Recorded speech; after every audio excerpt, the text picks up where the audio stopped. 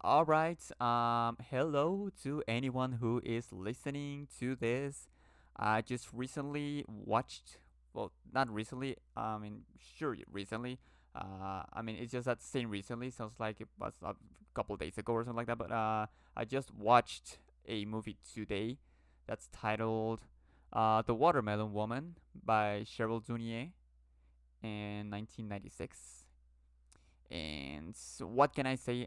Of course, there's a lot to say about this movie because you may get the idea. You may uh maybe you know uh how do you say you may be able to notice that this movie left a very big impression on me due to the fact that I'm making sort of a podcast. It's not a podcast. It's just me talking in an audio instead of the usual one, two, maybe even three paragraphs review that I do on Letterboxd, like any other normal person. But I don't know, this movie it made me feel a lot of things actually throughout the whole movie, and it's not like I've never felt something like this before with a movie. It's just that this one particular film is so special and unique in a way that I don't know.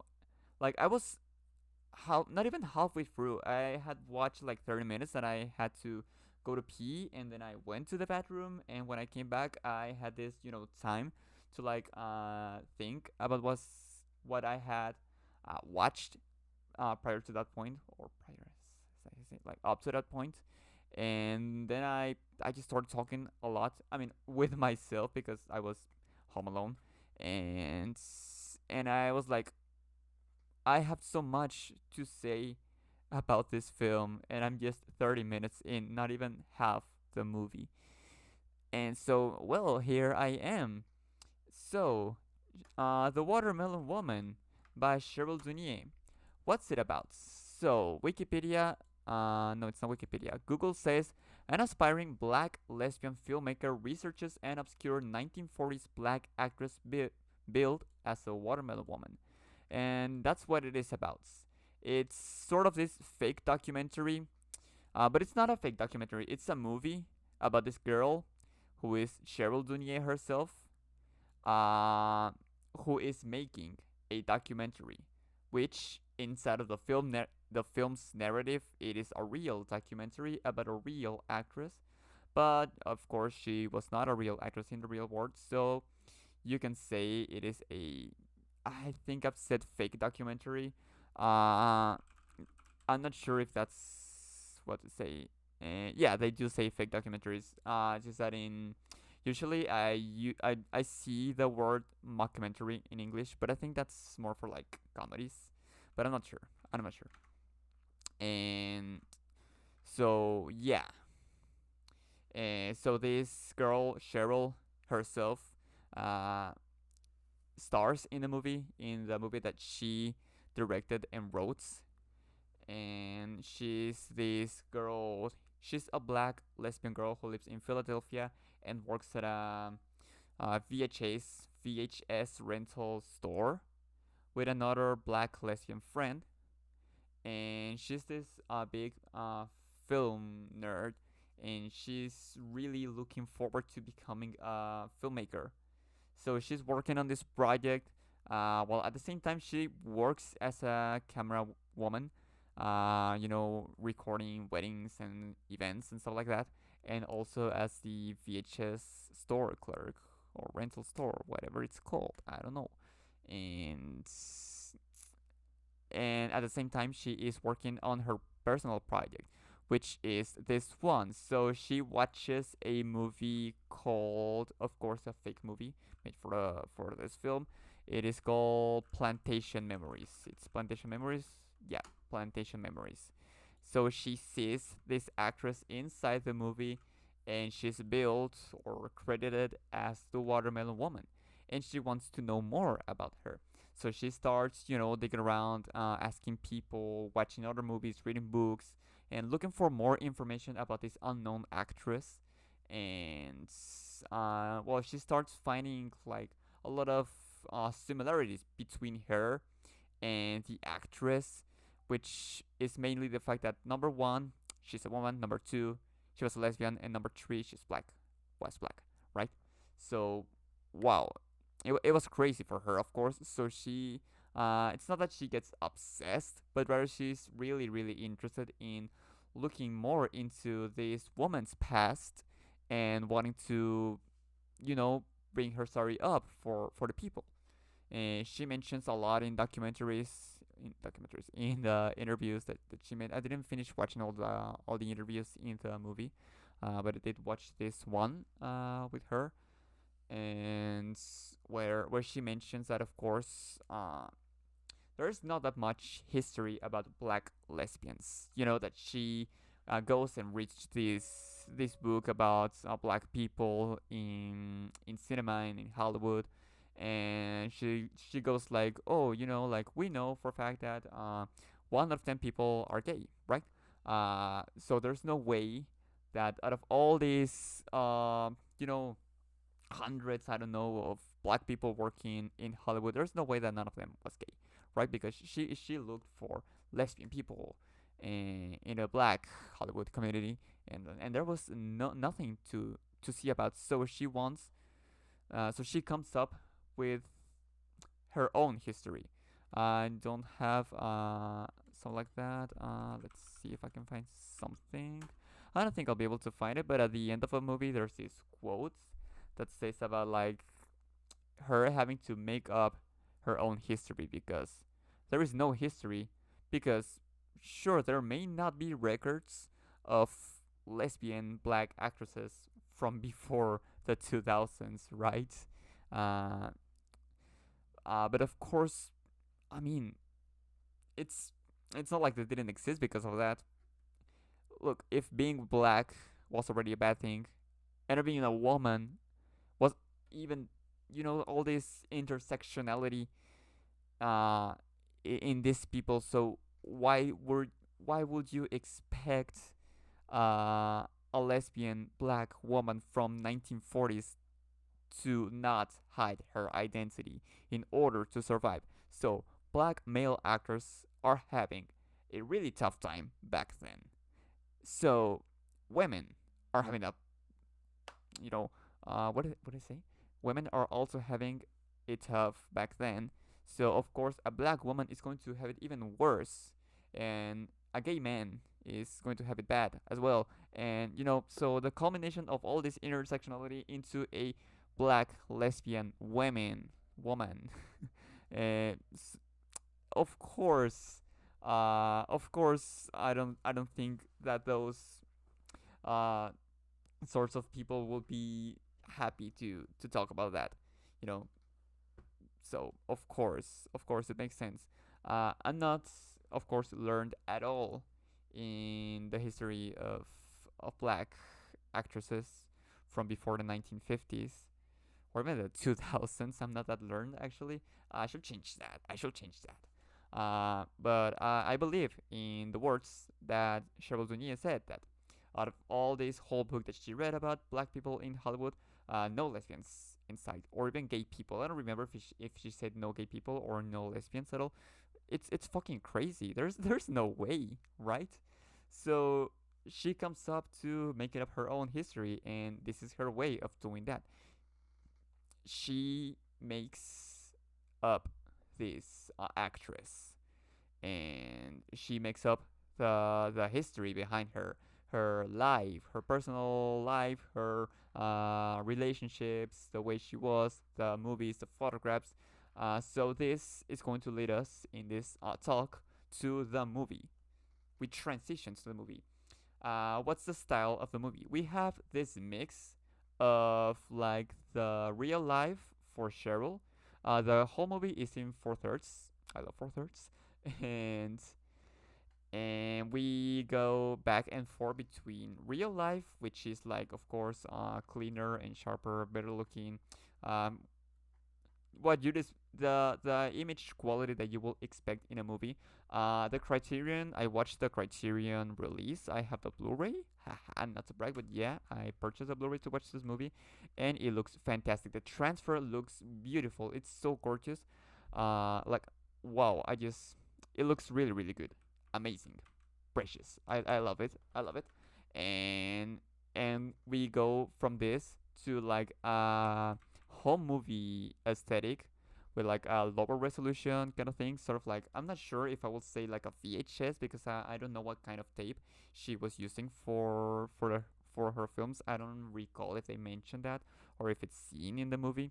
But of course, it's a lesser quality film, and you can notice that, and you can notice when you go from the her project, her documentary to her real life, right? So there's this back and forth between Cheryl's life and the documentary that she's making. They are both connected, obviously, because she's working on these two things at the same time. And so, in that regard, I think it's a really really cool style. It was really cool to see. I mean, of course, it's not the first time this is done. It's not the only. It's This is not the only movie that has this sort of style in the narrative, in the presentation. I don't know what to call it.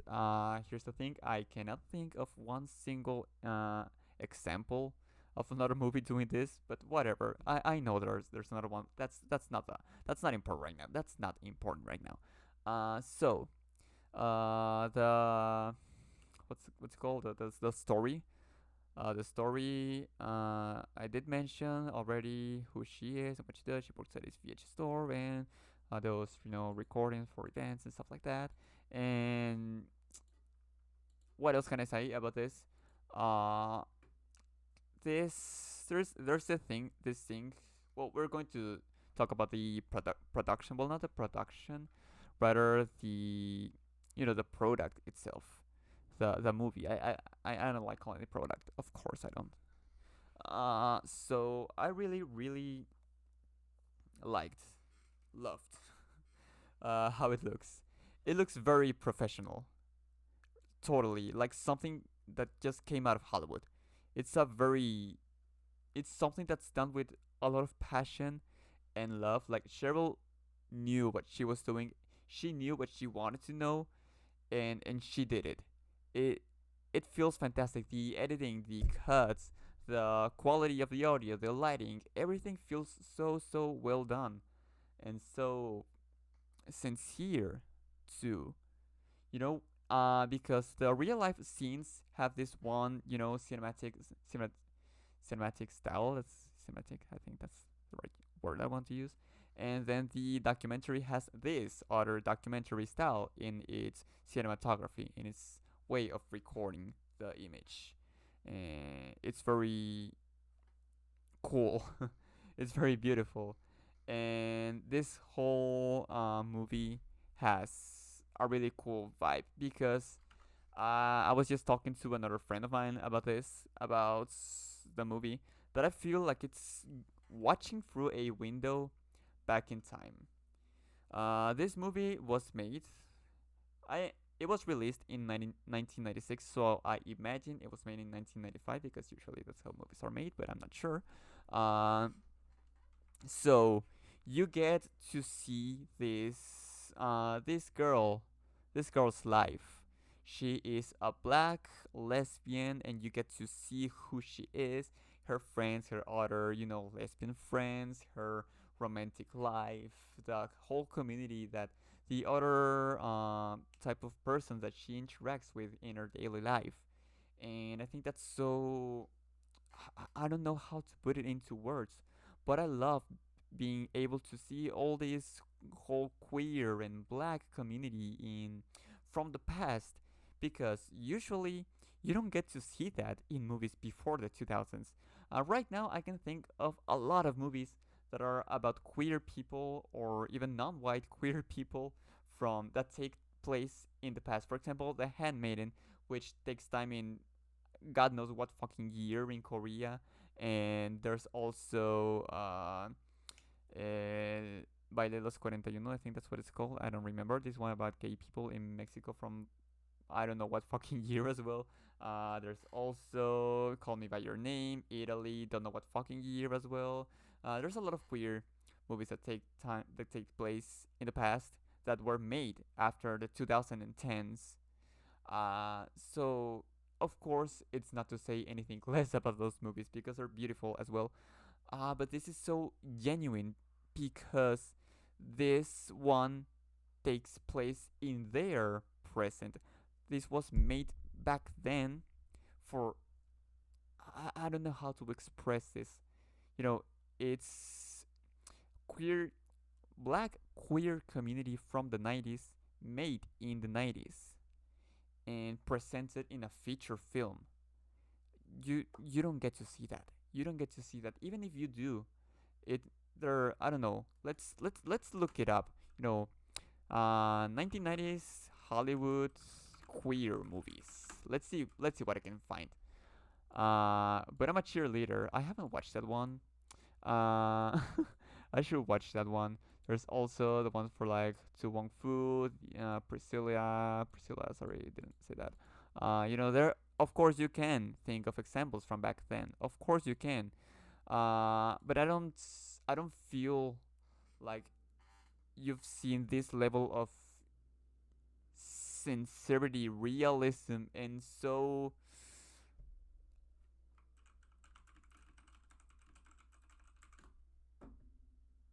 down to earth. It's it's like being there because you're not seeing just an actress portraying the the black lesbian.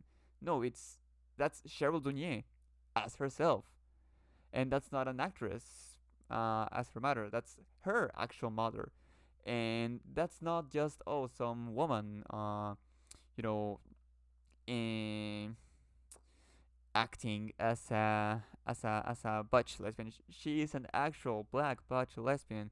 We're talking about real gay people, real black gay people here. This is the actual people there.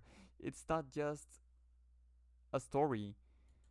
Once again, all these queer media, movies, films, songs, TV series, books, novels, of course, they are not any less good because of their fictionality. Is that even a word? It sounds right. So, yeah, because of their fictionality, of course, they are beautiful, but this feels completely different. That's what I'm going at, or two, I don't know. Uh, and I just love it so much because of that. And when you are watching the movie and you watch the documentary parts, you feel like they're actually talking about an actual actress that existed, but it's not. It was made with such detail, such love and attention and passion. Like they actually went to get the actress. I don't remember the actress, but like the Watermelon Woman, her name is Faith Richardson, or Faith Richards, and she was in a relationship with this Martha. I think it was Martha Blake or Baker, something like that. I don't remember what her name was. In the movie. It was Martha something, Martha Baker or Blake, whatever it was.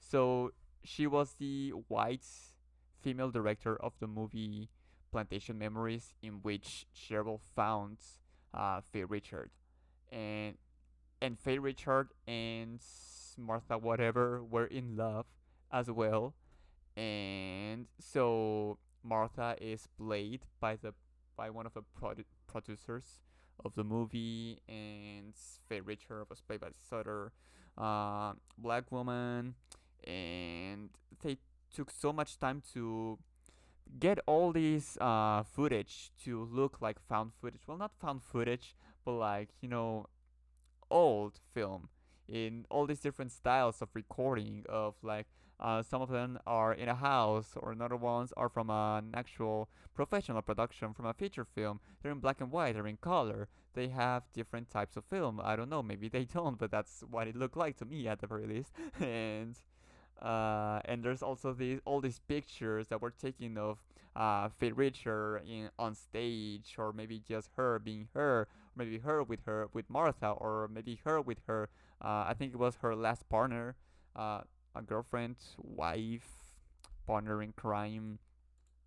There was so much attention done to this part of the film, of constructing Faye Richard. It is, was, is, it's beautiful to see, and at the same time, it's sort of it is sad because we're taking the same topic that we I that I brought up at the start of this audio video, whatever.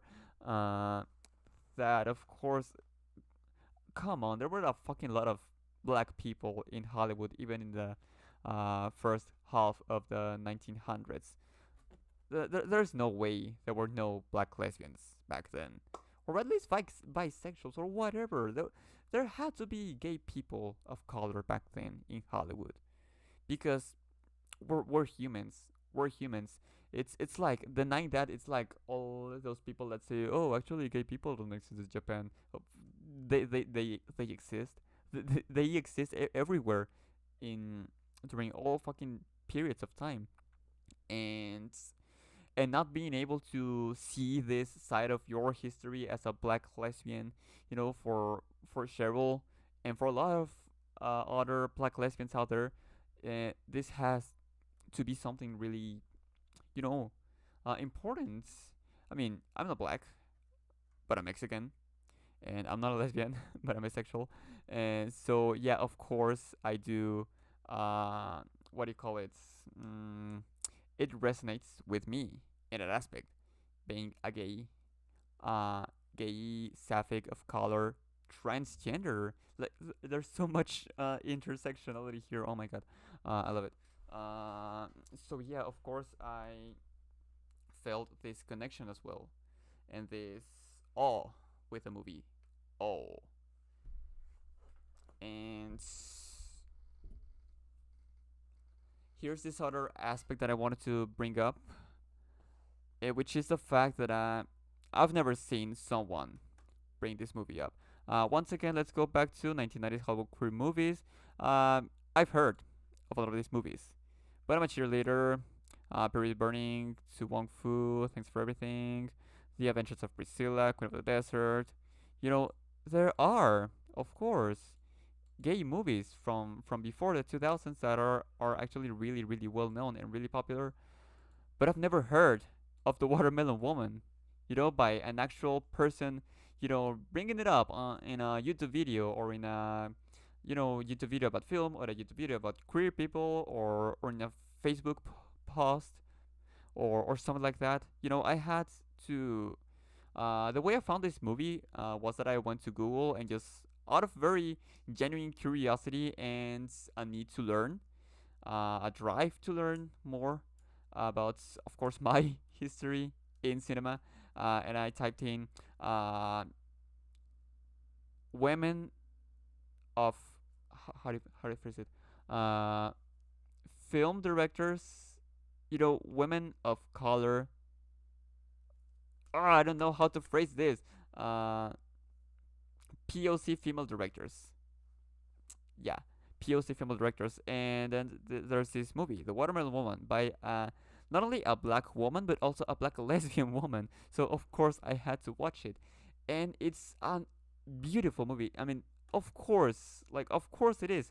It's in the Criterion Collection. It's in the Criterion Channel. It has a Criterion Blu-ray, and it's a really really good release. Actually, it comes with a lot of extra features that I loved. Haven't watched all of them yet, but it's so cool to have all these features. Because, for example, Come and See barely has anything.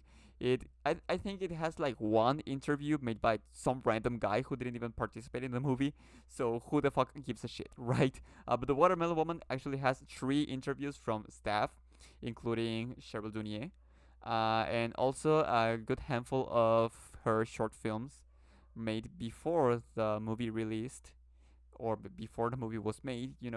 Uh, so it's a really really good release in that regard. But going back to the movie, yeah, of course it had to be great, because a lot of people have this you know, uh, well, not misconception, but sort of a prejudice against independent films that they may not be the best movies out there. Maybe of course, if you are watching something made by an amateur, by someone who is just starting to make movies, of course it may be, sort of boring, or maybe slow paced. Not really boring, but like more like slow paced and like flawed, like with genuine flaws, like real human flaws. Of course, they are going to have those. So of course, people have this idea that maybe, oh, you're watching an independent movie. I don't like those. They're boring. Whatever, because I purchased this movie, and I have some friends. I know some people that were like, not that much people. I'm not going to lie, but like I did have some people that told me, and that actively tell me, hey, you haven't even watched that movie, and you paid $25 fucking to buy the Blu-ray. What are you going to do if you don't like it? Who cares? Well, at this point I can't return it. So even if I dislike the movie, I can't return it because I purchased it a good couple weeks ago. But honestly, I don't know. It's just something that I needed to have in my collection. I can't stress this enough. I can't stress this enough. It's a movie made by a black lesbian before the 2000s. Of course, I had to watch this, even if it was the most boring, interesting movie out there. Uh, that's an understatement. Even if it was like there's no way this was going to be uninteresting. It was made by a black lesbian. Of course, it was going to be interesting in any way. Even if it was just her walking down the street for 2 fucking hours, I was going to love watching the shit out of that because it's made by a black lesbian. And this makes me sound like, woke. That friend that's too woke, and like, this stereotype of the right wing person that makes like, all the people are only after this meaningless representation on media. They only like seeing gay people on movie, but they don't like good movies. It's like, I may sound like that. I may sound like that, but in all honesty, would you blame me? Name one single movie where you have a black lesbian before the 2000s. Uh, Movies with black lesbians. Let's look that up. Let's see. It says here we have but I'm a cheerleader, but I don't know. I made a pause. I made a pause there. In the audio, I had to go do something else. I don't know. Celebrating lesbianism, a week of black lesbian cinema. Let's see what we can find. This one's from 2020, 2011, 2022. Get away from me. 2012, 2015. There are a good handful of movies actually, but if you notice, they're all after the 2010s. 2020, 1996. Hey, we have one here from the same year. 2023, 1985 version. The 1985 version of uh, The Color Purple. There's another one, and that's all. And that's all. I don't know. You know, of course, there will be examples, but there's no way in hell that there are going to be the same number of examples that you can name. Or, for example, even gay men, gay men, gay white men. They are way more represented in media. And good for them. But we need more representation. And seeing this kind of representation, it makes me feel so happy to be able to watch a movie like this. It's so refreshing, genuine, inspiring, empowering. It's it's a really beautiful film, and I really urge everyone to watch it. It's available on Amazon, but not everyone is going to buy a Blu-ray of a movie that they're not going to watch. No, sorry, not everyone is going to buy a Blu-ray of a movie that they haven't watched. I do because I like to watch movies in their best quality possible, especially when we're talking about a film that looks as special as this one. Uh, it's also on the Criterion channel. You can get a free trial. You can look it up on the RPG, like a torrent, a pirated torrent, because it will be available digital, pirate pirately, because it was released on Blu-ray and digitally. So yeah, I do expect it to be available somewhere in a torrent site. So I really, really, however you choose to watch this movie, please do it, and because there's no way that a movie like this, so important, so different, so distinct, so unique, and so well made with so much passion and so much love, isn't being that talked. This needs to get way more attention that I can emphasize and stress in simple words. This has to get so much more attention. God, oh my God. Thank you for listening. If you made it to this point, I love you. Goodbye.